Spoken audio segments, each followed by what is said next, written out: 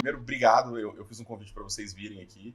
A ideia é a gente estar fazendo isso, mas assim, para a gente já se conhece, vai vir pessoas que a gente não conhece, mas a gente tem muita história boa, né, que a gente sabe, que a gente tem, e que é legal a gente divulgar, né? Assim, pro meio ali que a gente vive, para Brasília, né? Enfim, muita história legal que eu acho que é bom compartilhar, né? Então, Rodrigão, obrigado por ter vindo aí. Eu te conheço já há longo tempo, né? Há longa data, sei um pouco da sua história, né? E eu acho legal você se apresentar também e falar um pouquinho aí quem é você, quem é o Rodrigo Lima, que eu conheço e as pessoas ainda não sei se conhecem. Primeiro, eu sou brasiliense. A primeira coisa é ter uma relação com a cidade. Nasci em Brasília. Sou casado há 23 anos, então com a Juliana, quem conhece. Quem me conhece, namoro desde os 18 até os 15. Conheci o Thiago. O Thiago tinha 12 anos. Então, Thiago Alvim aqui? Thiago Alvim, com 12 anos. Tá entregando a idade do Thiago, hein? Era uma criança, cara. Era uma criança. Hoje a gente parece da mesma idade, mas tudo bem, Isso por conta da Fátima.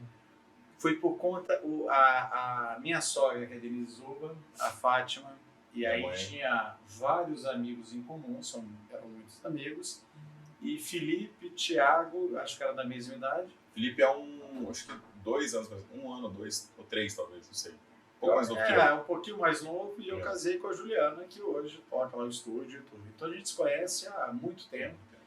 Vi o Thiago crescendo no ramo, acho que vou errar um pouco, sangue e tudo. Então, franquia, né? Franquia depois uma parte do financeiro eu acompanhei bem. Tudo. Depois uma parte de gráfica. E vi quando entrou aqui na XP que a gente vê o estrondoso sucesso da Voga com todas as negociações, os negócios que estão acontecendo. Quem que é o Rodrigo? Pai de 3 filhos, sou médico, hematologista. Hoje eu vi que eu era um nerd, não sabia isso há pouco tempo atrás. Depois toquei o Grupo Acreditar, que era o maior grupo de centro-oeste da oncologia.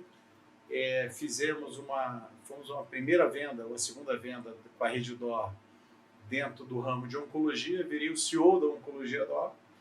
Trouxe o DevStar para Brasília, que a gente tem um orgulho imenso, e hoje eu sou usuário do DevStar. Eu estou uma pessoa que a gente tenta fazer com que Brasília aconteça. De um lado, eu acho que o mais importante, o empreendedorismo muda o mundo. Né? Eu acho que quem faz a diferença são as empresas, a gente não precisa depender de governo e nada. E Brasília é totalmente diferente. Fiquei feliz que do meu lado tem um Pantoja aqui, que você não sabia que vinha, né? Que não sabia que vinha, e sou amigo do irmão dele, mas desde a minha época de Sigma, a gente está falando de 2º grau. E tenho admiração pelo seu irmão enormemente. Legal, legal. Brasília é legal que é pequeno e a gente vai vendo que todo mundo se conhece no final das contas, né? Então, assim, eu estudei no Santo Antônio, o Rodrigo também estudou no Santo Antônio, o Rodrigo é contemporâneo da minha irmã. E assim, volta e meia, assim, meus grandes amigos, eles vieram do Santo Antônio e a gente foi fazendo outros amigos ao longo da vida, né? O Roberto foi o que eu fiz ao longo da vida e eu acho que a gente foi ali uns 10 anos atrás, 12 anos atrás, mais ou menos, época das franquias. Ele é dono da franquia do Mercado Agrário da Century 21 e eu era da Remax. Mas muito Léo hoje. Hoje, né? Super, né? É fantástico. Os Estados Unidos juntos na nossa viagem de 15 anos, pra você ter uma ideia. Tá de brincadeira. O Léo é fantástico. O Léo fez uma revolução com a Remax. O Robertinho é legal, porque o Robertinho ele tem uma veia empreendedora. Eu tive 2 fases na minha vida de fato, a fase de franquia e a fase de bancos, né? De mercado financeiro. Basicamente isso. Mas o Robertinho, ele tem uma veia tão empreendedora, que eu não sei se vocês lembram, a Nina vai lembrar. Não vai lembrar porque é da sua... Da minha época. Não, da sua época não, né? Você gostava de sair. Mas piorou, né? Tá cada vez piorando mais. Ele tinha um site que era o demorou.com. Lembro demais. Lembra demais? Demorou. Demorou.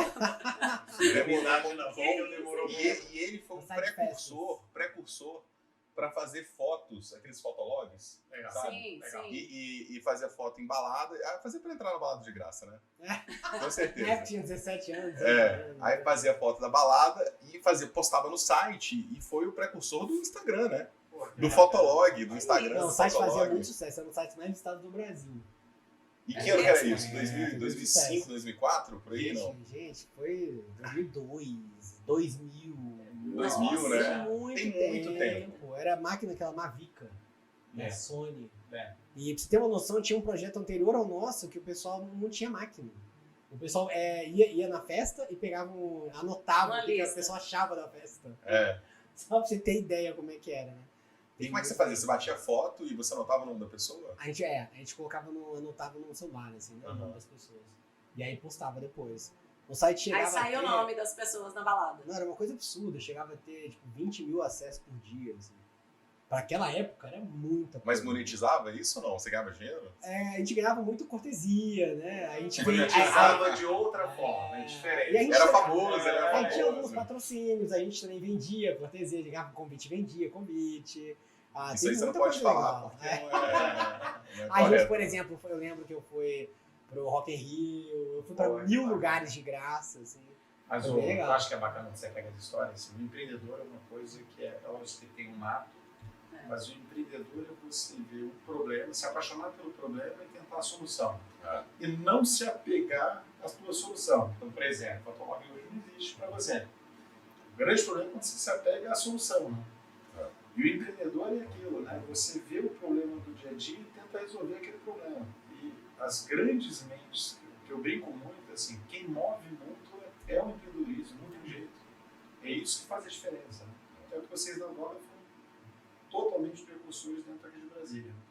O nosso da Voga, depois eu vou contar um pouquinho da história, assim, até porque a gente vai começar uma sucessão de gravações. Legal. E aos poucos a gente vai falando um pouquinho da história da Voga e como é que a Voga virou o Grupo Voga, né? Porque primeiro ela nasce Voga, com distribuição de investimento, e aí acho que vocês dois pegaram, a Neila pegou também a fase lá do Voga 1, né, que a gente chama Sim. lá do Brasil 21, e depois como é que chega no grupo com todas as soluções do ecossistema financeiro.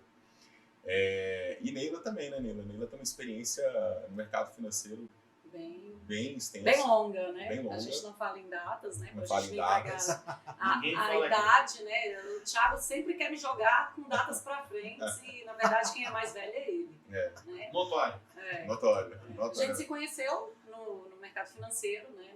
A gente se conheceu no HSBC. O Thiago também teve uma jornadazinha aí nos bancos, né? Eu vim também realmente de banco. Foram vários anos mesmo. Acho que eu iniciei minha carreira bancária, eu tinha 21 anos. Então, como a gente trabalhou junto no HSBC, a Voga foi criada, eu estava começando a empreender, né? E achando que o mundo ia ser meu. E o Thiago falou, não, você vai ser nossa de novo. Gosto, né? Você tem que trabalhar com a gente, o negócio é sua cara. E aí eu larguei tudo e vim empreender aqui, né? Não deixa de ser um empreendimento. Exatamente, A empreender gente, aqui. aqui na Voga a gente tem toda a parte de partnership, então a gente acaba sendo dono de um pedaço, né? Então é empreender de fato. E hoje, realmente, assim, eu não me enxergo em outro lugar. Como vocês estão falando aí, empreender. As soluções no mundo, elas só acontecem através de criatividades e através de crises, né? Então, tudo que surgiu no mundo foi através de crise. Então, a gente teve agora a crise da pandemia e essa crise a gente viu e a gente está vendo o quanto de coisas que estão sendo criadas diante da crise. Verdade, teve um avanço muito grande mesmo. Vou pegar até um parênteses disso. As maiores invenções da medicina foram em meio de guerra. Sim. Todas foram em meio de guerra. Você falou agora dessa Exatamente. transformação Você tinha que digital. desenvolver, né? Não, tudo. E pega no mundo de Você negócio. tem A que se transformação reinventar, né? digital foi catalisada Sim. agora com a pandemia. Todo mundo falava um pouco do mundo digital, mas a transformação de verdade aconteceu agora. Sim. Não, é engraçado, agora na pandemia, você vê como essas plataformas, né, de reuniões, elas evoluíram tanto, né? A gente tinha Zoom antes, tinha Teams, tinha esses programas todos, mas ninguém fazia, vamos fazer um Zoom, né? Não. Hoje, quando a gente marca uma reunião aqui, né, a pessoa já pergunta, presencial ou é Zoom? Zoom. É isso. Não existia isso, né? Era sempre presencial. Talvez a grande diferença hoje, que eu brinco assim, você tem a transformação digital, toda crise há um exagero, e Sim. depois você volta que você sabe que tem 90% das reuniões que eram desnecessárias, você consegue fazer Fazer via Zoom, tudo. via tudo. mas a importância do tete-a-tete, ela existe. A relação humana, É ela isso. nunca vai acabar. Eu tenho a impressão que aumentou. É Né? isso. Assim, as pessoas dão mais valor agora. Você tá presencial, você tá né? junto, Você né? está presente. Mas, por exemplo, eu que trabalho com internet, eu tenho muitos clientes fora de Brasília. Todas as reuniões eram pelo Zoom. Mas todos os meus clientes de Brasília queriam me ver. É. E aí, depois da pandemia, eles queriam fazer pelo Tem uma Zoom. coisa legal no negócio que o pessoal fala lá, sei lá, vamos pegar fundo imobiliário.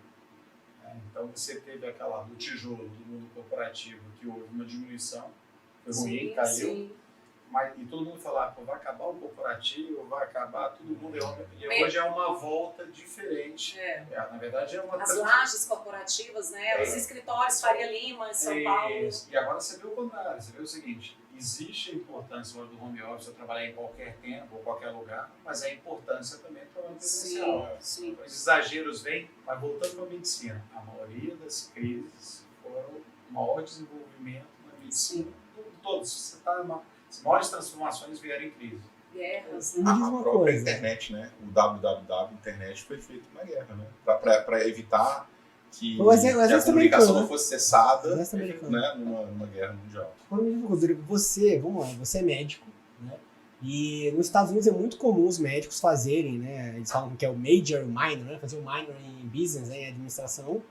Mas aqui no Brasil, a maior parte dos médicos não tem esse interesse, né? De se tornar um empreendedor.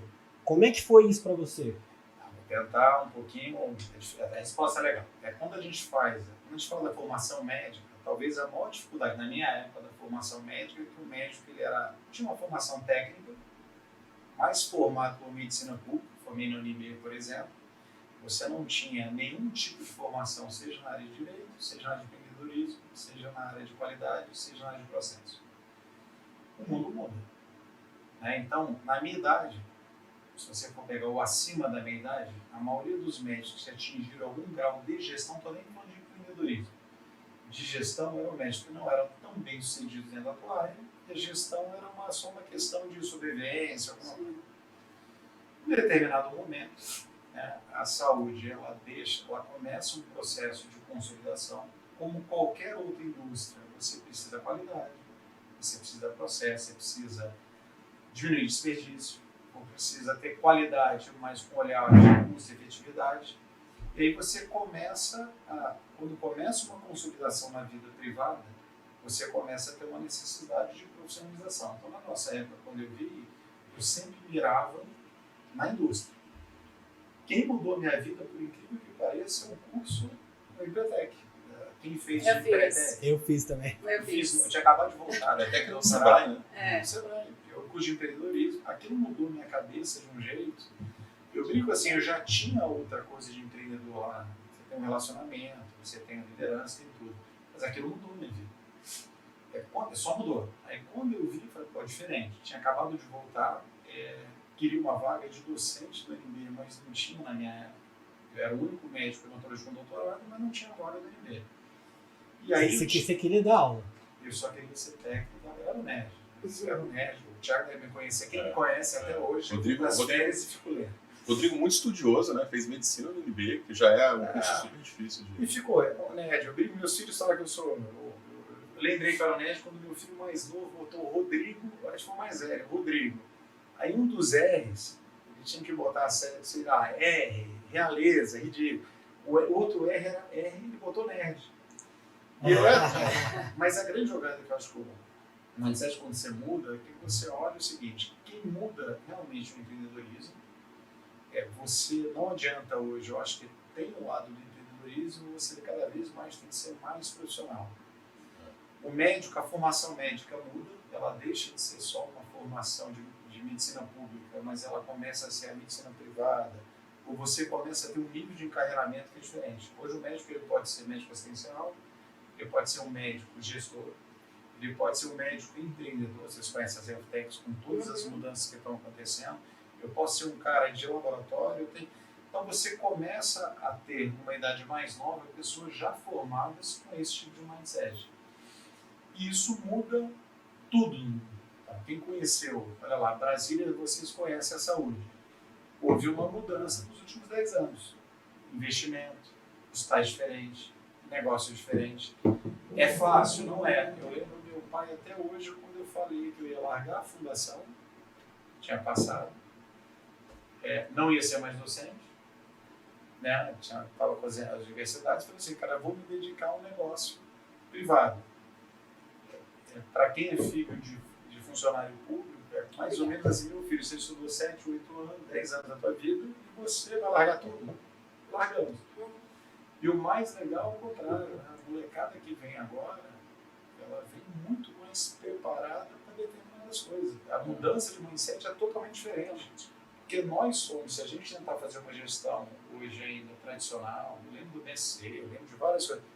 Hoje a molecada é ágil. Eles passam em cima da Você gente. tem que dar esse espaço. E é isso que vai fazer a diferença. Porque quem não pensar em escalabilidade, quem não pensar e você se apaixonar por problema, só muda os nomes, né? Então isso a gente está vivendo, e o que eu brinco, assim, o mais imprudente, eu brinco assim, a gente tem que aprender sempre, desaprender e reaprender. Sendo que as lideranças estão sendo criadas. Cabe a gente mais velho tentar nortear e direcionar o que a gente pode para não cometer os erros que a gente cometeu. É isso. Essa é a humildade tem que ser feita, né? Porque ele nasce, cada um sempre vai nascer. O visionário está nascendo agora. E isso é interessante você falar do trabalho público, porque esse ano a minha esposa e meu irmão pediram uma exoneração. Eu acho que o movimento é uma tendência muito forte no mercado. Como é que eu pensei? Eu tinha passei em primeiro na minha época na fundação, e com 2 anos você é efetivado. Com 1 ano e pouco fui chamado, eu só lembrei o seguinte, eu consigo ficar 30 anos aqui? Se eu tenho dúvida, é melhor sair agora. Porque qual que é o grande problema do médico que está dentro de uma fundação? Então, tem gente que tem perfil, e a gente tem que agradecer que tem médico assim, cada médico tem um perfil. Tem médico que é assistencialista, tem médico que tem uma empatia, que a vida dele é servir a população, então cada um tem uma característica.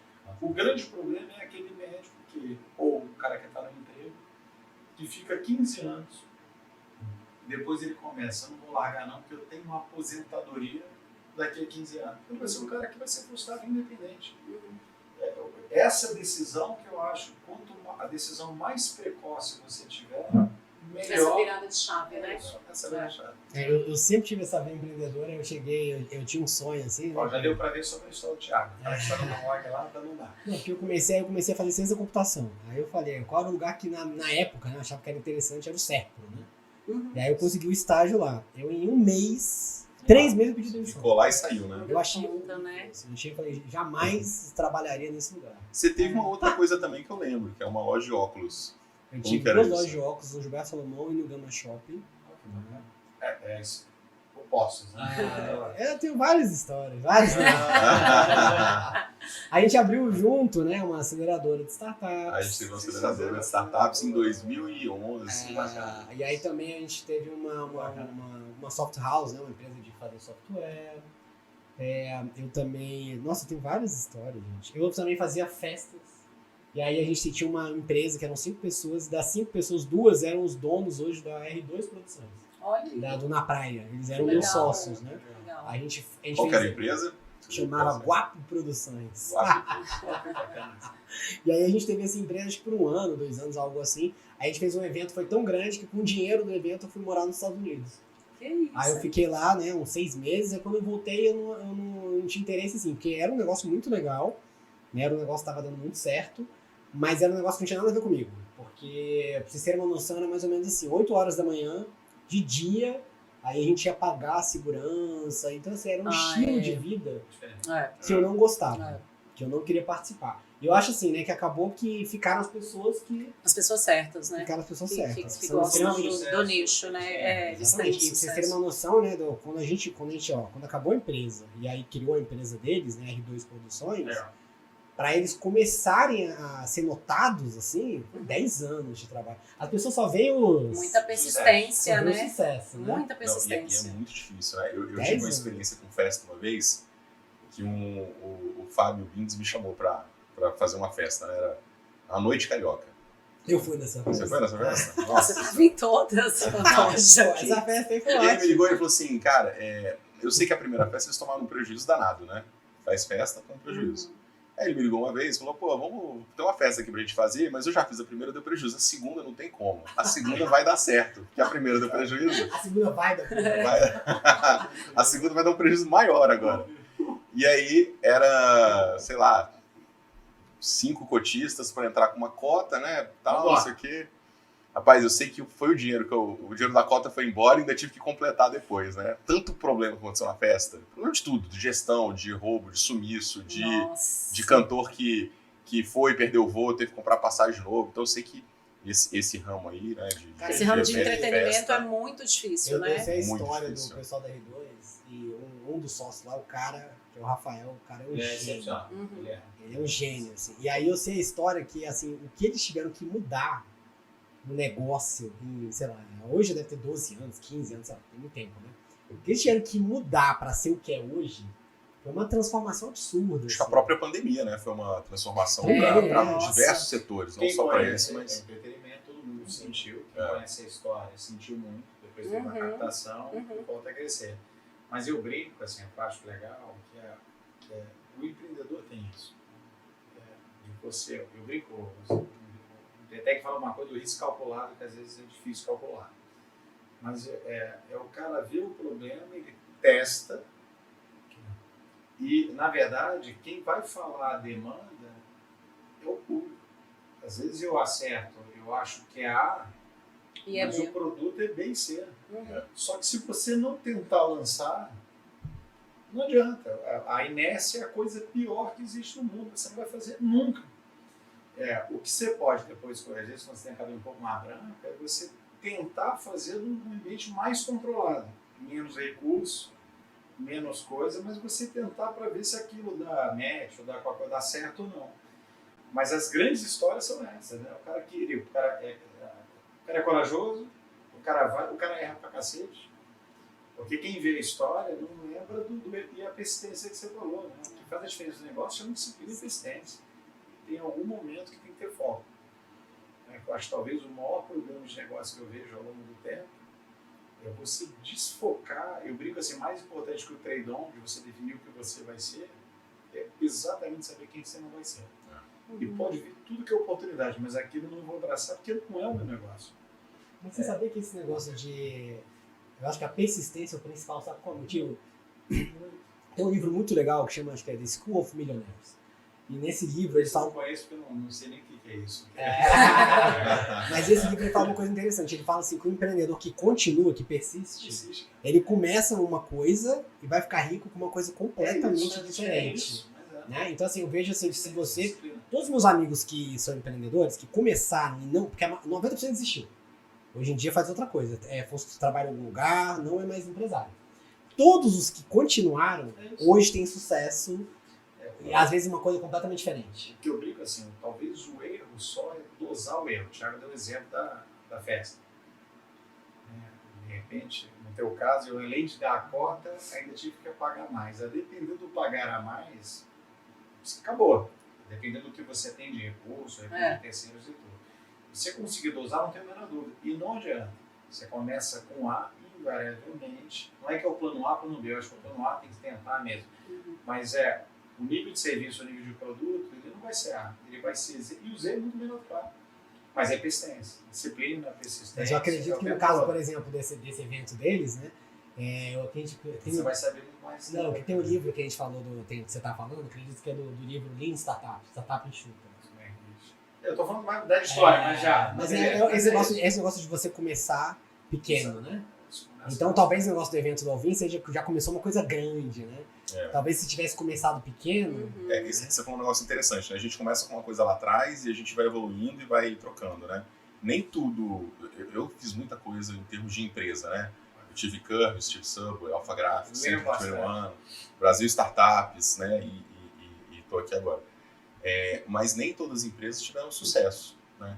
A minha sorte, assim, que eu acho que foi bacana para mim, foi que eu comecei novo, né? Eu comecei com 21 anos e o meu primeiro negócio foi sucesso, que foi a Curves. A Curves realmente foi um negócio muito bom, claro, profissionalmente falando, pelo tamanho do negócio, né? Mas depois vieram outros negócios que não foram tão fáceis assim, né? A gráfica mesmo foi super difícil. né? A gente A banda teve Subway, diversas né? transformações. A Subway Antes da gráfica. A Subway foi antes da gráfica, só que na época, isso é 2005, né? Foi um dos primeiros franqueados da Subway. Não era a Subway. Não, tinha falido antes. A Subway tinha falido, né? antes. E assim, eu lembro que eu entrei lá no Era um grande risco, né? qual é o nome? Conjunto Nacional. Conjunto Nacional não vendia bem, né? Eu fazia porta a porta com self-service. Eu vendia menos que o self-service, pagava uma luva gigantesca e o negócio não era lucrativo. É shopping. Entendeu? Então, shopping, assim, cara, né? super difícil, super difícil. Então, só que a sorte é que você vai balanceando e aí você vai tendo um negócio. Eu não sei vocês, né? que supera. Uma coisa que eu vejo em história e eu vejo hoje, existe uma grande diferença quando você consegue bons mentores. Muito. Eu digo assim, como eu falo lá, uma empresa tradicional, um bom conselho. Numa empresa menor, startup, bons mentores. Quando eu falo mentor, é mentor mesmo. Aquele cara que passou, que ele provoca, que ele tenta. Porque, na verdade, a grande característica do conselho do mentor é você provocar o founder, o sócio. Não é você ter a resposta. A resposta é tua. Mas isso encurta um caminho que eu brinco. Vou até fazer a propaganda do DR Falência, @DR Falência, mas eu brinco. Eu digo assim, aprender com os erros dos outros é muito bom. Lógico que aprender com os seus erros, você tem que errar. Você tem que a frustração faz a empresa forte ou não forte. Não é forte. É isso que faz a diferença. Faz isso com meus filhos. A frustração é fundamental. Para você encurtar caminho, você tem pessoas que te ajudam um pouquinho a direcionar e às vezes é um cara que pode ir uma área específica. Isso faz uma diferença de grandeza. Porque eu brinco, você falou, por exemplo, você falou assim, shopping, bacana, ótimo, é um meio ambiente. No Brasil vai sobreviver sempre, diferente dos outros lugares. Mas quem já teve em shopping sabe o custo, sabe o aluguel, sabe o nível de concorrência. E às vezes eu brinco para qualquer negócio, o pessoal escolhe muito o que é cômodo, né? Eu quero uma coisa perto da minha casa, eu quero uma coisa totalmente diferenciada, não acertar nunca. Mas não vê a viabilidade disso, né? Não vê. E aí, essa brincadeira que eu acho que você consegue, quem já passou por isso, passa. Olha lá, eu tenho meu empreendedor, eu erro muito. Talvez o que a gente tenta fazer é aprender com o erro e encurtar o erro. Né? Agora, o cara que é empreendedor e você vê que as grandes mentes hoje, eu vejo na minha área, das health techs e tudo, você vê pessoas que são extraordinárias, ela está com o problema certo e tudo. Qual que é o grande erro? Ele erra uma estrutura financeira. Ele faz uma empresa que, em um grau, está numa primeira ou segunda captação, com diversos sócios, que você não consegue depois um consolidador comprar. Ele é um cara muito bom do problema, mas ele não tem a tecnologia que então você é esse tipo de coisa, quando você encontra algumas pessoas que possam te ajudar. Quando eu vendi para a Redditor, acreditar, e você conhece, até porque vocês alugam o Felipe, da drogaria. Tinha acabado de vender para a BR Pharma. O Felipe conhecia meu sogro e eu estava negociando com a Redditor. Eu falei, pera lá, preciso falar com ele. Acabou de vender, eu tenho que aprender, porque assim eu não sei. Ele foi um cara essencial para mim. Faz isso, faz aquilo, tenta ver se é de volta. Ele me cortou um caminho Gigante. que eu provavelmente não saberia. E naquela época não tinha maturidade nenhuma. Eu acho isso muito importante. E eu tento aprender sempre com uma indústria diferente. Quem é da saúde, eu vejo saúde. Mas onde eu aprendo, numa indústria diferente. Porque esse tem muito mais bagagem em determinadas coisas que eu não passei. Isso vai para o financeiro, vai para qualquer outro mercado. Essa é uma coisa que eu vejo, levo isso para a vida, ama muito. E aquela humildade, assim, pode ser a pessoa, eu brinco, quem sabe mais do teu negócio não é o gestor da mesa, né? Quem sabe do negócio é quem está na ponta. Quem sabe do problema é a ponta. A gente não sabe nada. O cara que não está na ponta, ele não está atacando um problema de verdade. Então, a maioria dos negócios nossos, quem sabe muito, quem está lá. No caso de vocês da Avó, o AI sabe muito. Sabe qual é o problema, sabe qual é a dificuldade, sabe qual é a coisa. Não adianta eu ser o gestor e eu achar, né? O ouvir a voz do cliente faz a diferença. O lead, você fala, talvez o maior aprendizado de lead que eu tive é ouça a voz do cliente. Ouça muito, porque o cliente te fala o que ele quer. Não é a gente que você dá essas dicas, né, Rodrigo? vejo seu Instagram de vez em quando, pílulas de gestão. Esse eu já vi na pílulas de gestão. Eu tento, porque eu brinco, assim, eu fui de gestão tradicional, de BC, não sei o quê, e aí em algum momento eu sempre quis, dentro da saúde, assim, eu queria saber o operador, eu fui da Mil. Porque eu tinha que ter um ano na Mil para entender o lado do operador, que eu não conhecia. Depois eu queria saber a acreditação. A gente foi a primeira clínica a ser acreditada na América Latina pela JCI. Só para vocês terem uma ideia, a terceira do COB, que é a certificadora americana, fora os Estados Unidos. Mas eu fui fazer o curso da acreditação. Eu não queria ser acreditador, eu queria entender, para não ser resistência. E o Lean, sempre ouvia Lean, o que é Lean? E aí, quando eu estava na Regidora, a gente tinha uma unidade que era a maior experiência Lean da América Latina em saúde. Falei, vou fazer o curso. Então, hoje eu sou Black Belt, essas coisas, não agi, eu fiz tudo, mas não agi. Mas qual que é o objetivo que eu vejo? Para você ser um bom gestor, você não pode ser resistente. A ignorância te leva à resistência. Então, como gestor, eu sempre quis tentar aprender para não ser resistência. E outra coisa, eu sei isso, mas tem 90% das pessoas que sabem mais do que eu. Eu só não posso. Então, pela gestão, quando eu vi o Lean, o mais importante do Lean para mim, além disso tudo, era ouça a voz do cliente. Eu passei minha vida inteira não ouvindo. E achando que eu sabia. Eu estava tentando descobrir o que o cliente queria dizer. Acaba sendo um exercício de falta de humildade absurdo. E posso falar, eu errei tudo na minha vida. Quando eu vi o Lean, eu falo, caralho, ouça a voz do cliente. Você começa a ouvir, isso vale para todos os nossos negócios. Né? Ou seja, quando você ouve e você consegue, vocês têm um NPS, né? Quando eu estava no DevStar, de direção, a gente tinha um NPS. E aí a gente tinha três coisas. Tinha a ferramenta NPS, que era a cadela de percebida, daí você tinha, eu chamei de TEPS, né? Que é um indicador de processo. O NPS era o nosso objetivo, mas o mais importante para o NPS era o testemunho do detrator. Porque o detrator, ele te aponta tudo que você tem que melhorar. Tudo. O cara que te dá o positivo, você manda para a equipe e fala parabéns. Mas o cara falava o seguinte, chegava lá para mim, a minha primeira 1 hora era pegar os detratores e falar o seguinte, o ar-condicionado está ruim no quarto tanto. Não fomos atendidos. O meu objetivo era o seguinte, eu tinha que resolver o problema. A equipe resolve o problema antes do paciente ir embora. Não é depois, é antes. Porque se ele for o cliente que realmente gosta, esse volta para o resto da vida. O cliente que não gosta, vocês sabem, tinha aquela coisa de 10 para 1, esse vai falar, não volta nunca mais. E eu tenho que resolver na hora, não é depois do e-mail.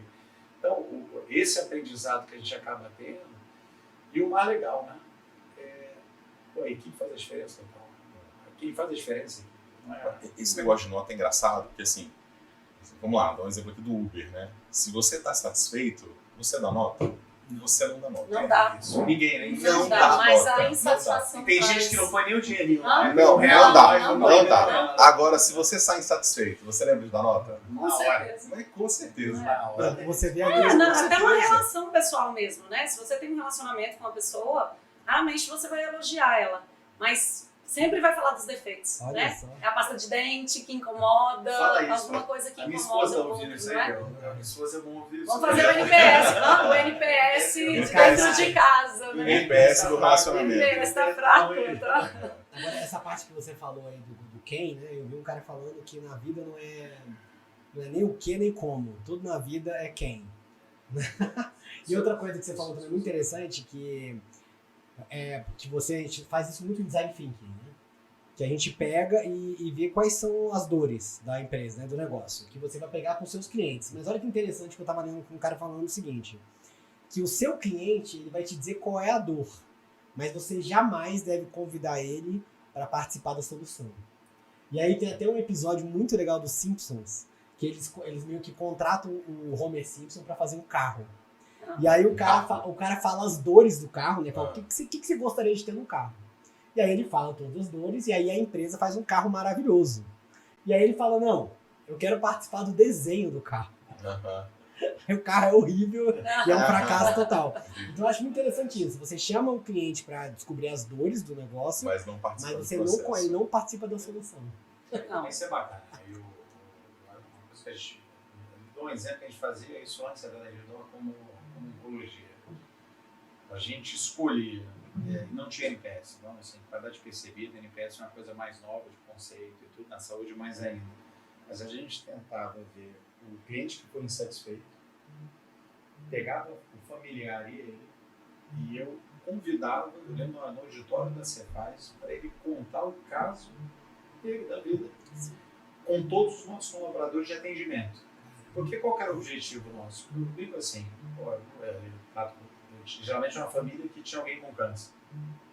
O cara que tem câncer, é lógico que a gente fala assim, o paciente põe uma maneira de transformação, mas olha a dor que o cara está sentindo. A pessoa com dor, ela age. Aquela meia hora que o médico faz você esperar, para quem está fragilizado, aquilo vira 3 horas. E teoricamente, não era nem para esperar. O atendimento que você não acha tão importante, a coisa não está humanizada, isso faz uma diferença enorme. Pode ser uma coisa nata, mas é uma coisa que é treinada. Eu brinco quando eu era, eu tenho 20 anos, no meu prontuário, que era à mão, eu anotava, se você fosse no meu consultório, eu anotava todas as características normais, mas na minha contraponto, ninguém me ensinou isso. O que eu fazia? Thiago, Flamengo, 2 filhos. Porque você, às vezes, era um caso de benigna que eu só ia te ver 1 ano. Eu não sei nem quem você é. Quando você voltava, eu olhava, a primeira coisa que eu falava, Thiago, Flamengo perdeu o Fluminense. O tricolor tem que falar isso. Ganhar a Fla-Flu é normal. Mas esse lado é importante, porque ele é treinado, mas todo o processo que é feito, ele tem que ter a humanização e não ser só um processo metódico. Tem que ter um elo, né? De alguma forma é isso. Então era legal. A gente fala muito isso. Sugestão não, é só muito mais uma brincadeira. Mas é verdade, é isso. Vocês, eu brinco assim, eu falei muito com o Thiago, né? Vocês vieram da Voga, eu brinco assim, a relação do AI é uma relação de médico-paciente. Exatamente. Uma relação de confiança. Eu saio de uma instituição como médico, se eu vou para outra, talvez eu recarregue 90% da minha carteira, a depender do convênio, se não tiver convênio. O AI é idêntico. Eu posso adorar a instituição, mas é muito difícil eu largar o AI que eu tenho há tantos anos, porque a confiança relação de confiança, né? A gente tem como pesquisa aqui dentro, né? Às vezes você faz uma pesquisa assim, bom, o investidor deixou de ser investidor, né? Deixou de ser cliente da instituição. Por qual motivo? Ele ficou insatisfeito com a rentabilidade. Ele ficou insatisfeito com o atendimento. Não é o fator mais importante.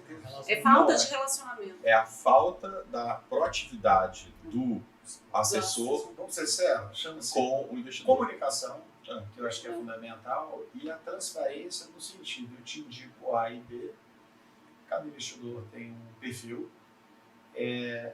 Essa transparência, mesmo que eu te indiquei e deu errado, a gente brinca, porque quem investiu ação nos últimos 2 anos foi expulso.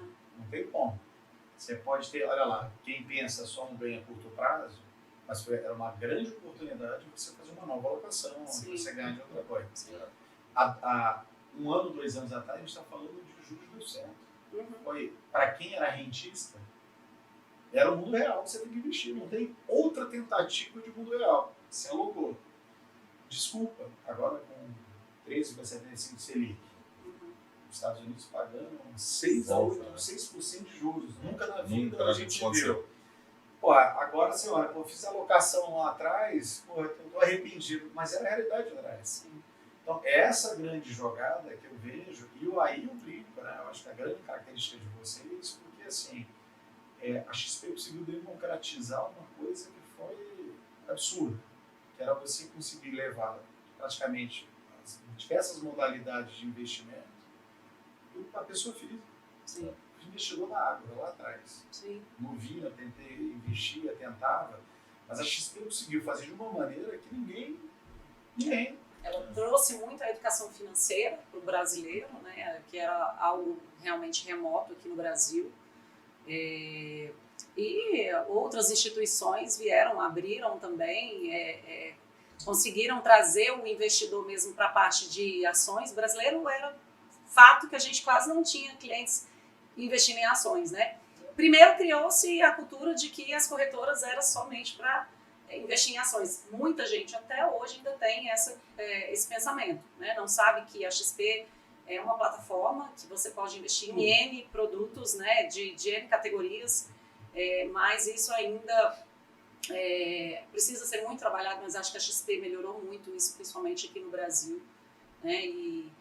E as outras corretoras vieram aí também, estão fazendo um papel muito legal, né? Se você pegasse a diferença, talvez, acho que o desafio que vocês têm é o investidor mais velho. Sim. Esse mais velho ainda está Muito acostumado conservador. com tijolo e com um banco. É. O investidor da minha geração, um pouquinho mais baixa, o banco hoje que tem dificuldade Sim, de de tentar trazer. reconquistar, que não consegue mais. Não vai As conseguir. pessoas estão com outro tipo de investimento, inclusive dentro da plataforma que a gente tem aqui, né, que é a plataforma onde linka você, o investidor, a startups, a empresas de tração, empresas pequenas, novos produtos, tecnologia, inovação. Né? Agora, fazer isso com os investidores com determinada idade é muito difícil. A gente tinha uma gama de produtos pequenos antes, né? Então, o que a XP fez? A XP falou o seguinte, cara, existe uma asset ali que você não vai conseguir chegar.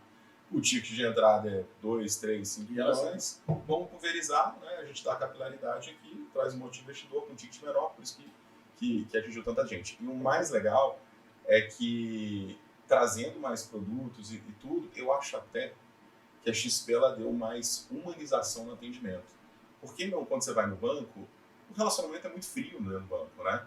É um relacionamento assim, às vezes até um pouco de raiva, né? Porque você vai lá para pagar uma conta, para resolver, o empréstimo saiu, você já vai brigar com seu cartão de crédito. Lembrar que o gerente do banco, cada negócio tem sua peculiaridade. Do banco, ele colocava dentro do produto do banco.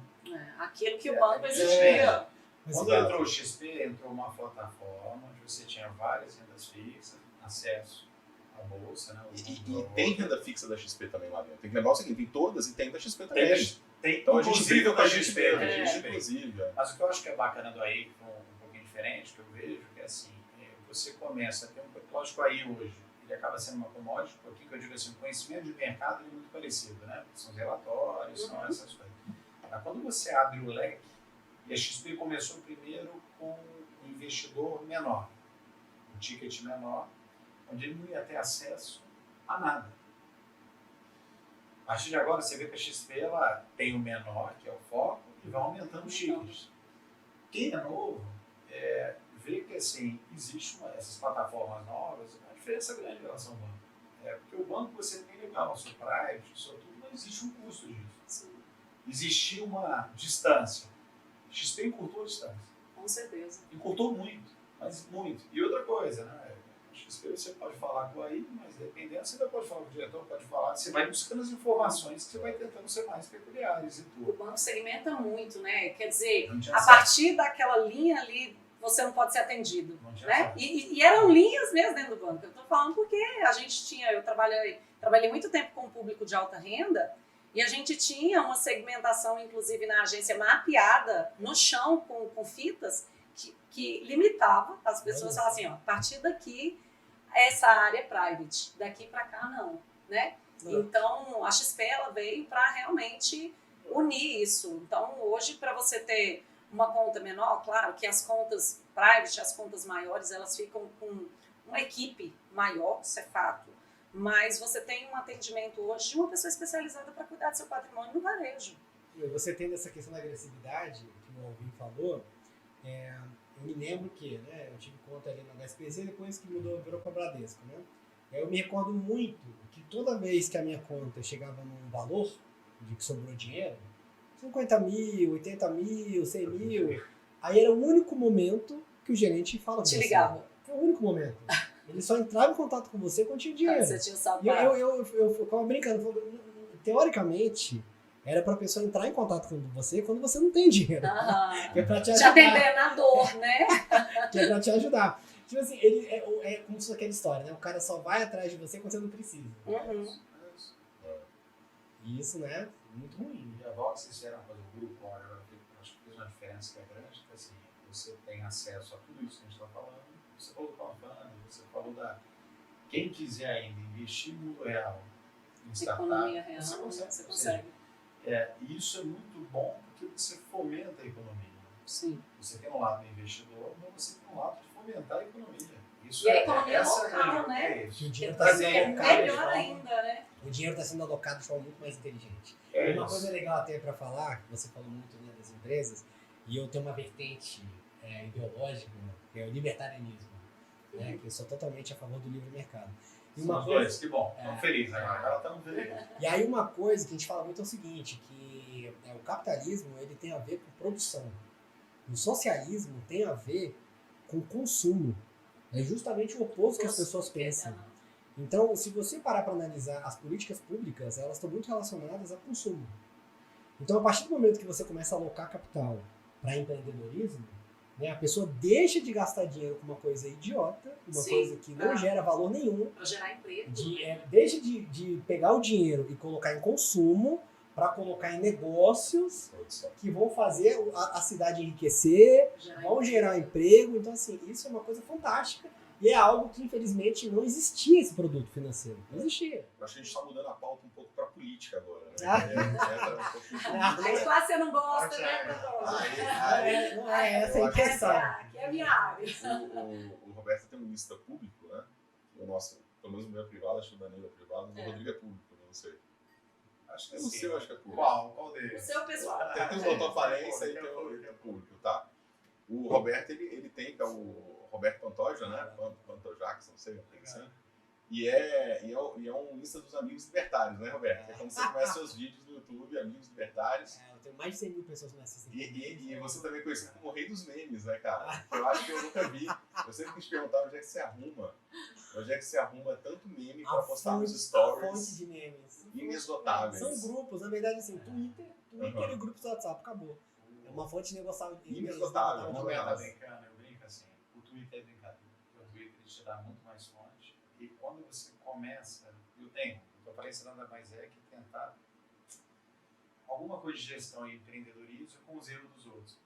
Casos de sucesso todo mundo fala, né? Eu brinco assim, eu conheço todo mundo que ganha em ação, parece o rei da ação. Perder fica quietinho. Ninguém fala nada. Ninguém fala nada. E gestão mesmo. A gente só conta o caso positivo, mas o maior Mas os aprendizado é o caso fracassos, errado. Negativo. Falou libertário, exatamente. Você pegar assim, eu vou, cara, quem move o mundo para o empreendedorismo e as empresas. Você quer fazer alguma caridade, faça primeiro com o teu bairro, faça com o teu colaborador, faça gerir um negócio bem gerido da empregabilidade, que faz o crescimento praticamente de todo aquele, olha lá, já deu para o avó aqui.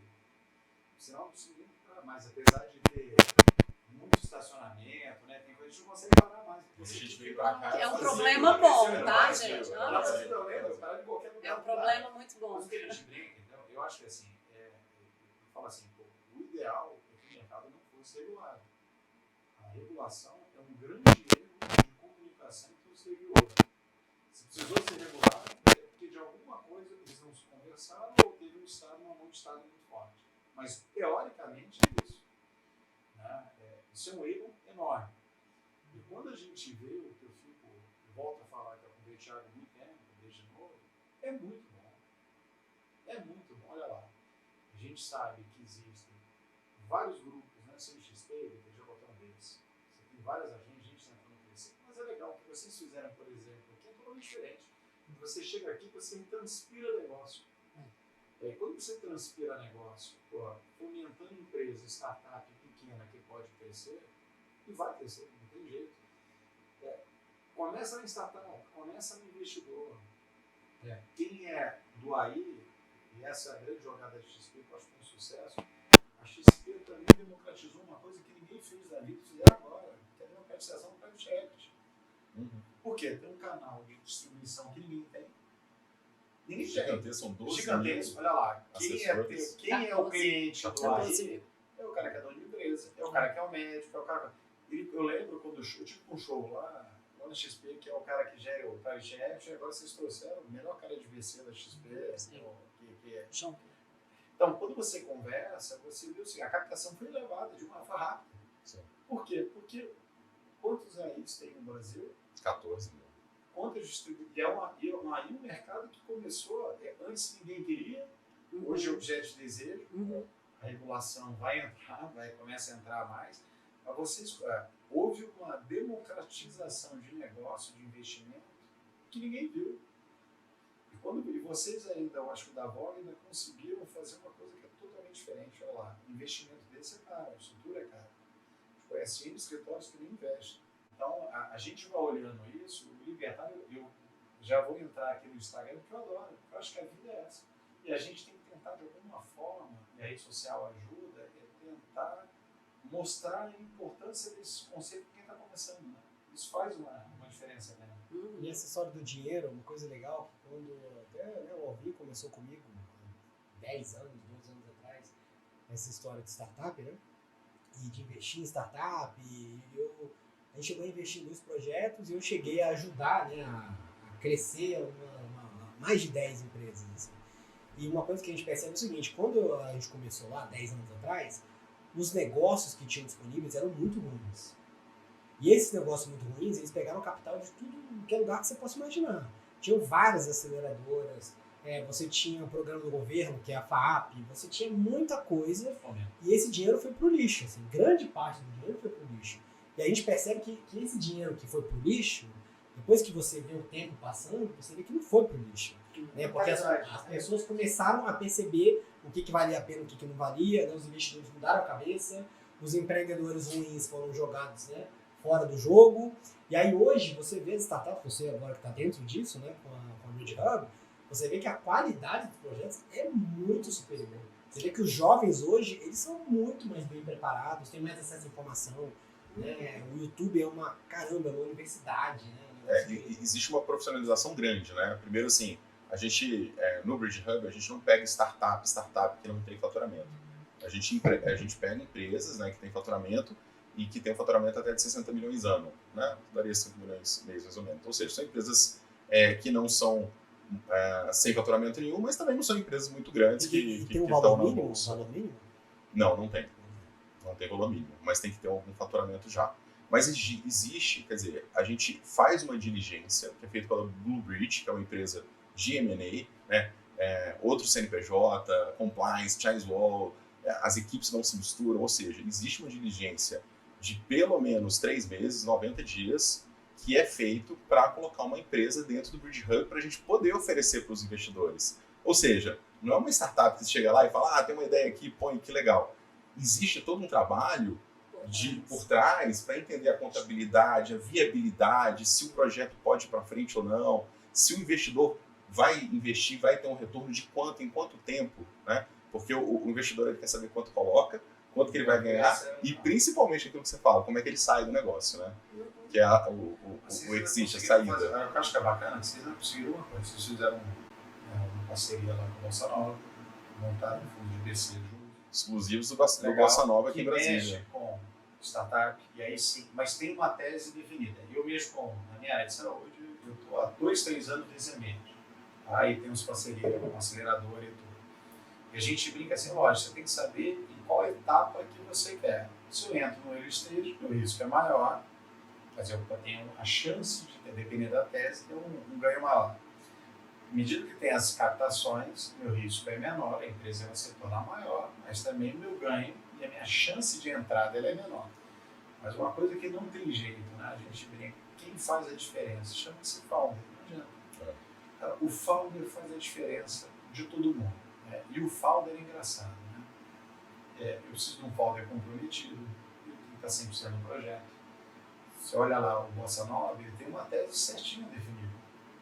Eu saio em tantas vezes, o meu founder tem 100%, a empresa ela tem que ter pelo menos 30 mil reais por negócio. Ele cria aquilo exatamente junto com vocês para o investidor que quer entrar num pool desse ter uma chance de saída com um ganho. Então, eu brinco que o mundo real hoje mudou muito. Né? As health techs hoje estão em voga, não é à toa que eu usei o nome, mas estão. Né? E esse mundo é engraçado porque há pouco tempo atrás, volto a falar, onde os juros era mais baixo, o cheque era fácil. O PowerPoint vendia assim uma ideia, isso não vai seguir assim, qualquer coisa, todo mundo vendia e grandes frustrações aconteciam. Então moedas agora. Pior que eu tô lá botando Bitcoin, tô lá botando Ethereum, mas tô brincando. Mas eu brinco assim, quando a gente olha um pouquinho essa história da startup, hoje o cheque ele é mais seletivo. E os projetos, e aí a tese da Bossa Nova é isso e tudo, Você tem um MVP, você já tem uma receita recorrente, o foco está 100% alocado. O investidor sair com, sei lá, meu crescimento vai ser uma saída de 5 a 7 vezes. Das 20 empresas que eu colocar no pool, 4 vão estar muito bem, dá já uma me deu resultado. Essa eu acho que é a brincadeira. E o founder tem que estar apaixonado pelo problema. O cara que eu brinco, né, quando eu vendi, com exceção da minha esposa, que eu tenho amor e apego, dos meus filhos, negócio, eu posso ter amor, apego não. Todo negócio que eu entrei na minha vida, todo negócio que eu entrei, e depois mais velho, eu já penso qual é a saída. Porque de alguma forma, se eu for muito bem sucedido, alguém maior vai querer comprar. Se eu tiver apego, acabou. Não dá. Então, se você não tiver... Porque o grande problema de quem funda ou uma startup é se apegar muito à solução e não ao problema, e ele vai morrer na solução, porque a solução não vai se adequar. Ou no mundo real, aquele cara que se apaixona, a gente conhece vários, não precisa citar, se apaixonou pelo negócio, ele perdeu o melhor momento da vida dele de uma liquidez e perdeu. E passou um bom momento da empresa, né? Ele não consegue mais vários, vários. Não vai voltar. E um dia que vai querer, talvez não tenha nem o momento, nem a chance. Difícil. Eu tava vendo um seriado que é o de comédia, que é o Silicon Valley, já viram? Da HBO. Aí eu tava vendo, revendo, né? Tem 3 dias. Aí chega uma hora que o cara vai e oferece pra comprar a empresa dele. Aí ele vai no médico. Aí ele fala assim, teve um cara igual você que veio aqui, né? Que tava vendendo a empresa, só que ele acabou se matando. Aí ele fala assim, mas ele você, pô, mas eu não lembro agora se ele vendeu, se ele aceitou ou se ele não aceitou. Aí ele falou assim, eu não sei se ele pegou o dinheiro ou se ele não pegou. Eu sei que ele se matou. Muito boa, muito boa. Pois é, Inês, você já teve alguma frustração na sua vida empresarial? Você teve uma passagem com empresa também, eu lembro que você trabalhou já com vestuário. Na verdade, antes, né, de vir para cá, eu tentei empreender, você não deixou. Ela foi eu comecei a empreender e eu fiz o Empretec para isso, né? Foi bem nessa transição mesmo que eu saí do banco para empreender. E eu tinha uma prima colega, e ela já estava atuando no ramo de vestuário, né? Morava em Goiânia, e eu entrei junto com ela nesse ramo, mas a gente estava começando a evoluir, mas eu já estava começando também a ter alguns desentendimentos com ela, e foi acho que bem quando você fez o contato comigo, né? Eu falei, vou unir logo esse negócio, parece que já estava sendo quase que um aviso para mim, fala, não, sai mesmo, não vai dar certo, e volta para o mercado financeiro. Enfim, eu não queria voltar para o mercado financeiro, realmente eu queria empreender, mas o Thiago me tirou de fato do ramo. Mas pensa o seguinte, todo mundo que está aqui dentro, a gente tem um programa de partnership aqui, né? A Neila hoje é sócia.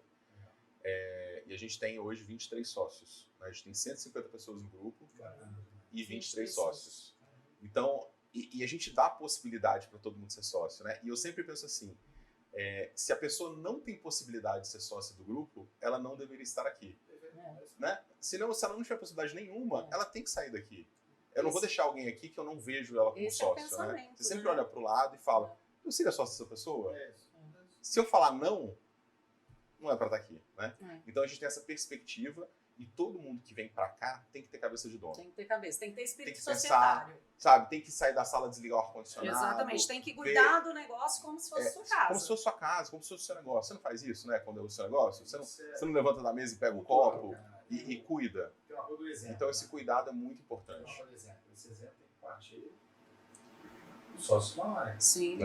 Porque o que a gente vê muito não adianta. A liderança, por exemplo, é para fazer diferença. Né? Eu quero austeridade, mas na minha vida pessoal não sou austero. Eu quero ética, mas na minha vida pessoal eu não sou. Eu quero que o pessoal chegue cedo, mas eu não chego. Eu quero o pessoal arrumado, mas eu não sou. Então, o exemplo faz totalmente diferença. E isso é uma verdade. Né? Eu acho que todo mundo quer um grau de pertencimento. É óbvio que a gente tem colaboradores, a empresa às vezes é pequena, não consigo crescer, eu realmente... você tem que tentar formar as pessoas para o mercado. Mesmo a pessoa que você formou e está no teu concorrente, mas é uma boa pessoa, o concorrente bom e ético, ele é melhor do que o concorrente ruim e não ético. Esse acaba o mercado. Então a gente tenta, isso é uma coisa que a gente levou para a vida, né? Eu brinco assim, eu tenho uma pessoa que é a Raquel, foi minha secretária executiva minha vida inteira, 15 anos. Hoje ela tem uma empresa de secretariado executivo, com 100 e tantos Cabeça clientes. empreendedora. Isso que é o que a gente quer. Né? Pô, tem pessoas hoje, na época da Rede Dor, que vieram comigo, estão lá com o diretor e tudo, é tudo que a gente quer. E aquela coisa do líder liderado, e quanto melhor a equipe, melhor. O grande problema é que a pessoa que quer defender, e isso é a vida executiva, quem estava no mundo executivo sabe disso, muitas vezes você pega uma equipe ruim porque você quer proteger seu espaço. Então, você está acabando com você e com a empresa. Quanto melhor a pessoa, e desculpa, quem vai ser teu líder, teu chefe, desculpa, é a geração menor.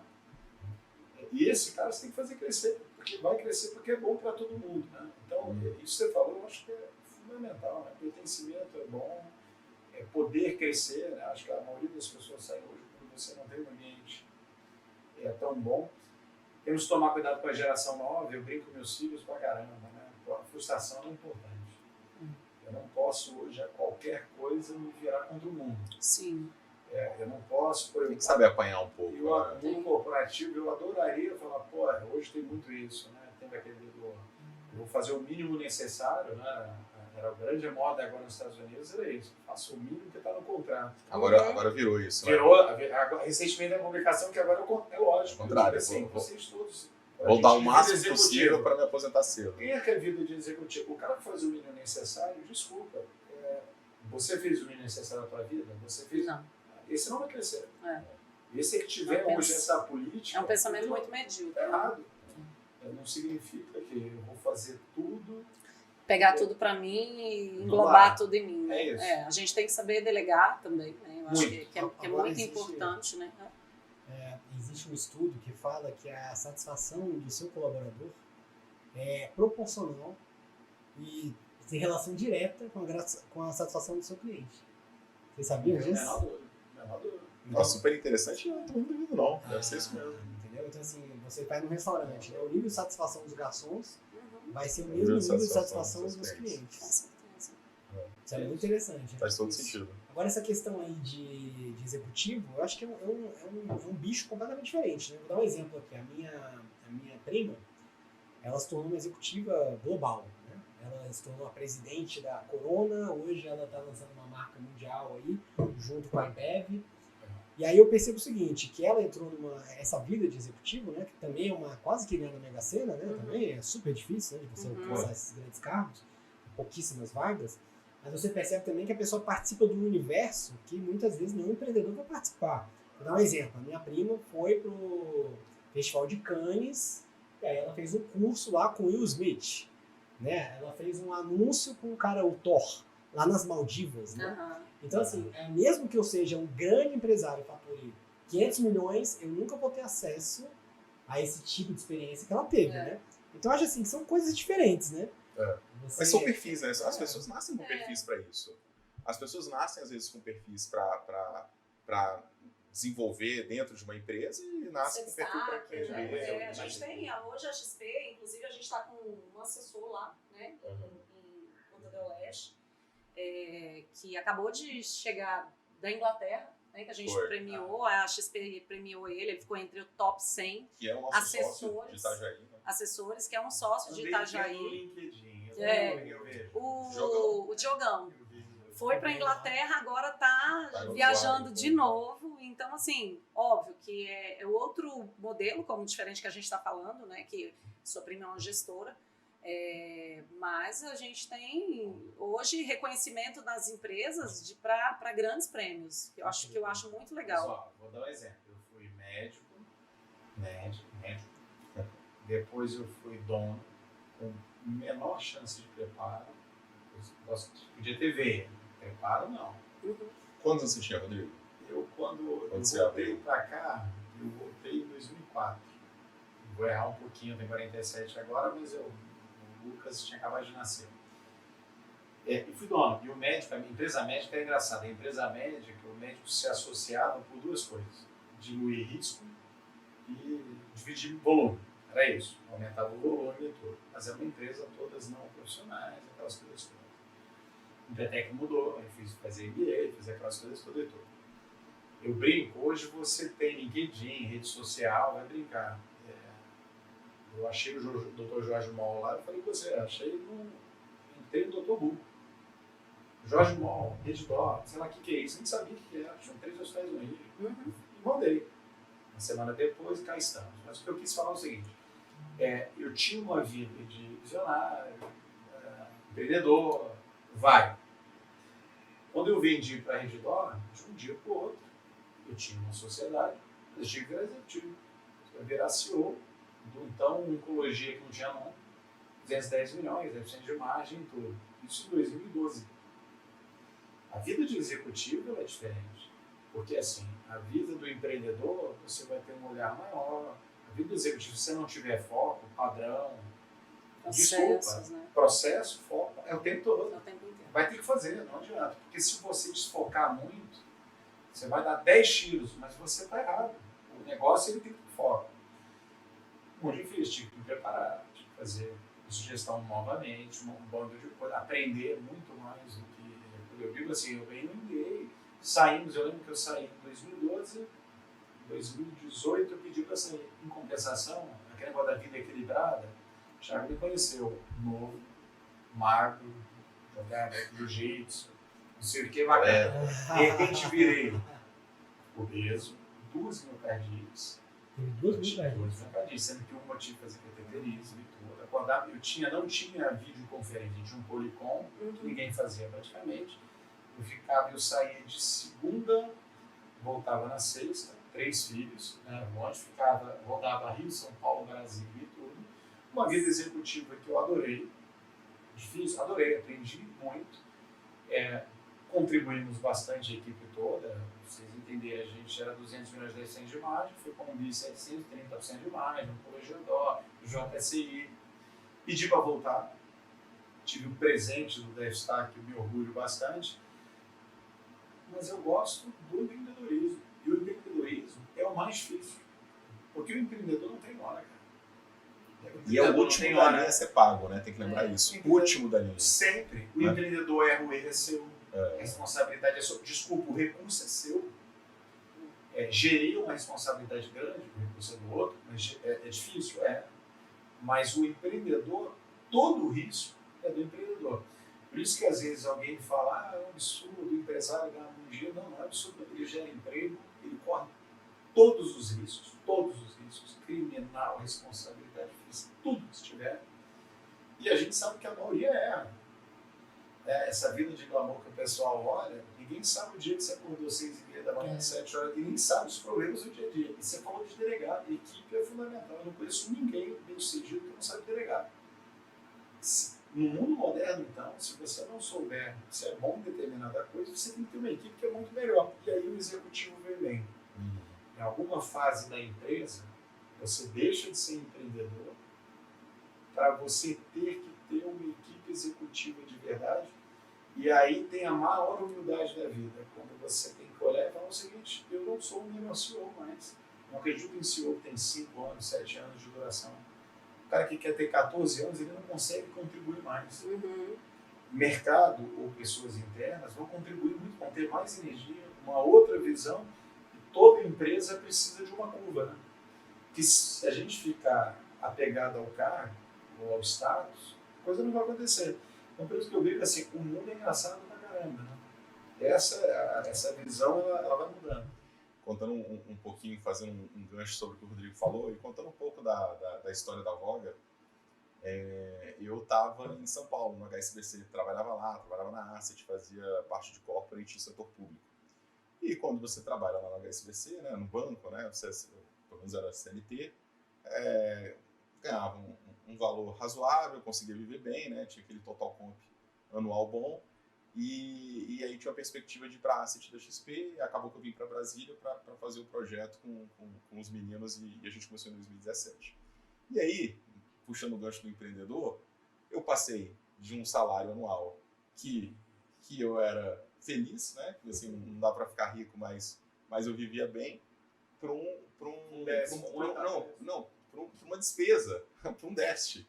Porque, assim, além de não dar dinheiro, né, no começo da Isso era a operação... última ponta a receber. Não, eu não recebia. Eu tinha que colocar. Então, no final do mês, a gente passava a linha e falava assim, ó, gente, o prejuízo foi X dividido por 3, cada um põe. A gente ficou assim, acho que 1 ano, colocando dinheiro. Quer dizer, eu saí de um positivo e fui para um negativo durante 1 ano. E não passou. Durante 2 anos, a gente não fez nenhuma distribuição.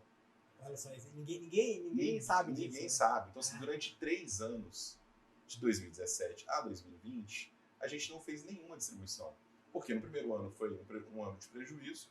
O segundo ano, que foi de estabilização, a gente começou a juntar capital, mas tem uma frase muito boa, que é empresa rica, sócio pobre, né? Sócio rico, empresa pobre. É sempre assim. E a gente começou a fazer um capital para a empresa poder ter um caixa, para a empresa poder sobreviver e ir para frente. A partir de 2020... E aí foi muita sorte, né? Porque era pra acabar o mundo, né? Aí acabou o mundo. A gente falou, pô, agora vamos respirar. Pandemia mundial. Pior, né? Pandemia mundial. 2020 foi uma hora... Os primeiros dias todo mundo falou, caramba, minha vida vai se resumir isso aqui. Eu falei, não é possível que agora que eu vou dar uma respirar. respirada, que é uma pandemia mundial. Na hora que a folga deu certo, acabou o mundo. Sempre assim, né? É igual aquela empresa que você entra e faz, cara, antigamente aqui na empresa fazia distribuição de lucro, era mó legal, tinha benefícios, aí só foi você entrar na empresa, acabou tudo, né? Sempre é assim. E a gente, quando fez, que né, somos sócios igualitários, a gente definiu um prolabore. Vamos definir um prolabore aqui para todo mundo. Você acha que era o prolabore mais alto da empresa? Não era. Quiçá era o mais baixo da empresa. Assim, se eu fosse ver, tinha 10, 15, 20 pessoas naquela época, a empresa era bem menor, mas tinha 10 pessoas que ganhavam mais que a gente. Porque tinha um variável, né, a parte comercial e tudo, e a gente tinha um prolabore que era o valor ali que eu lembro que era para passar um mês, entendeu? E aí, obviamente, a empresa, depois que ela vai crescendo, vai ganhando uma escala, vai ganhando tração, e aí o negócio vai mudando de figura, e aí a gente conseguiu, nos últimos tempos, dar uma alavancada maior. Não precisa falar do teu prolabore. Não. Porque vai nos oferecer. Mas eu ainda falo, ainda hoje, existem várias pessoas que ganham muito mais que a gente aqui dentro. E o ponto é o seguinte, a gente fica muito feliz de ver essas pessoas que ganham muito mais que a gente. Por quê? Porque você faz que o negócio acontece, de fato funciona. Uhum. Então você vê as pessoas... E assim, às vezes pode parecer um pouco clichê falar isso, mas é muito legal, e a Neila sabe de algumas pessoas aqui dentro, que a gente viu algumas pessoas mudando de vida aqui dentro. Muito. Assim, que entraram com uma perspectiva e hoje tem uma perspectiva completamente diferente. E mais. mais carro isso e com outro. Exatamente. Não, mas tem, literalmente. Isso é muito legal. E eu vou Isso lembrar dá um gás, outro caso danado. aqui, de um outro rapaz que começou com a gente há muito tempo atrás, que eu lembro quando eu entrevistei ele falou assim, eu lembro assim, ele tinha chegado em Brasília há pouco tempo, e eu falei, qual que é a sua perspectiva de ganho? Aí ele falou, com 4 mil eu vivo bem. 4 mil eu pago meu cartão e tal, não sei o que, tô vivendo bem. Hoje, pode botar 5 vezes mais, né, que é o ganho, e você vê assim, como a vida muda, né? Sabe o que eu acho bacana que você falou? Primeiro é o seguinte, a empresa, a instituição, ela tem que ser maior do que o sócio. Sempre. Então, o nome Vorga tem que ser maior que o Thiago, que o Daniel. Até porque as pessoas morrem. A empresa, ela tem prioridade. Ela pode ser porque ela vai ser comprada ou porque ela vai vender. Então, essa é a primeira coisa que eu acho que a gente Não, e são 23 donos hoje. Então, você não pode ter cara de ninguém. A segunda coisa que eu brinco, você fala a verdade, geralmente quem está na ponta, né, produção, teórico, médio, ele tem que ganhar maior, mais de quem está na gestão. Isso é uma regra básica. E a verdade é essa. Né? Você falou, dentro do mercado de oncologia, o mercado de oncologia era um mercado muito rico, sempre foi. Muito rico, muito. E o mercado antes da minha idade era sócio riquíssimo, com empresa ruim, qualidade ruim, do ponto de vista financeiro ruim, tudo. Quando você investe nessa loja, então lembra de acreditar, a primeira coisa que a gente tentar foi o seguinte, acreditar tem que ser maior do que a gente. Então, sempre foi. ninguém sabe. Rodrigo do Acreditar, é Rodrigo do Acreditar, não era Acreditar do Rodrigo. A segunda coisa é que a empresa tem que ter. O próximo passo é quando cresce muito, é ter a humildade de tem que chegar algum momento que fala o seguinte, tem gente que faz melhor que eu. Para eu crescer, eu vou ter que me profissionalizar, não tem jeito. E vocês vão ver em sociedade que vocês veem, dependendo da sociedade, vocês têm um perfil muito diferente, eu acho muito bacana. E cada um com uma característica, cada um. Mas às vezes tem sociedade que, pela sociedade, se eu te posso falar, você agregou pessoas que foram importantes no início, mas que hoje não contribuiriam para a empresa. E vai ter que chegar algum momento, para ser justo com todos, a empresa ela tem que crescer a despeito dessas desigualdades, porque senão ela não cresce. Então, essa é uma vida isso é a vida de seja na área de saúde ou qualquer outra área. Né? É isso. E a gente teve vários sócios ao longo do caminho. Que contribuíram. Uma determinada fase. E é isso. Contribuíram, saíram, outros entraram.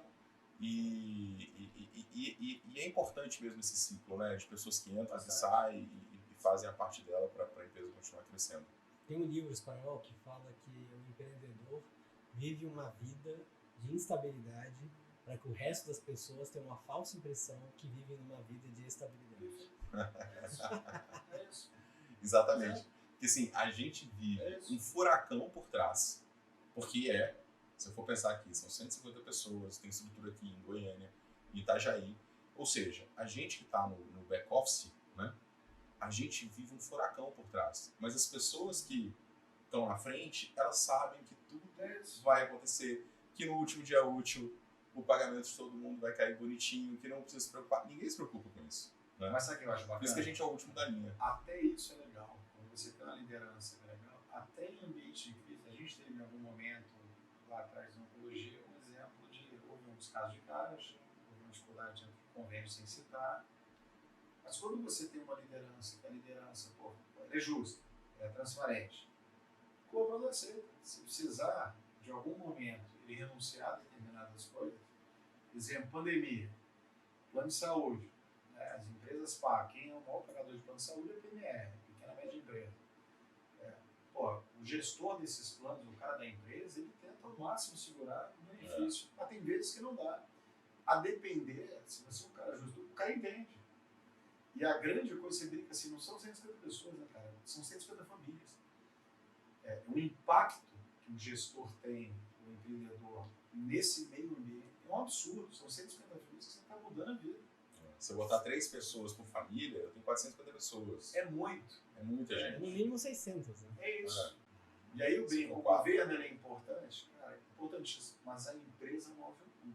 A empresa que sustenta tudo, né? Não tem pra onde fugir. Gente, beleza, eu acho que foi, batendo um papo aqui sem pauta, né? Sem corte, sem nada, direto, fluxo rápido. E a ideia é essa, a gente trazer pessoas que eu acho que contribuem, né? Então, assim, empresários, o Rodrigo é empresário, é um cara que contribui pra caramba. Demorou também, teve essa passagem aí como empresário e cheio de ideias aí e opiniões. E, vamos tentar levar isso aí para trazer papos construtivos aqui, né? Agradecer, a primeira coisa que eu vou fazer é entrar no teu Instagram, eu já vou entrar aqui no Instagram e tudo, mas agradecer bastante, isso é bom demais e o mais importante, acho que as histórias, as trocas, eu acho que fazem diferença em todas as nossas vidas. É isso aí. Eu quero ver mais os cortes que vai ter. Não quero. Não, vamos sem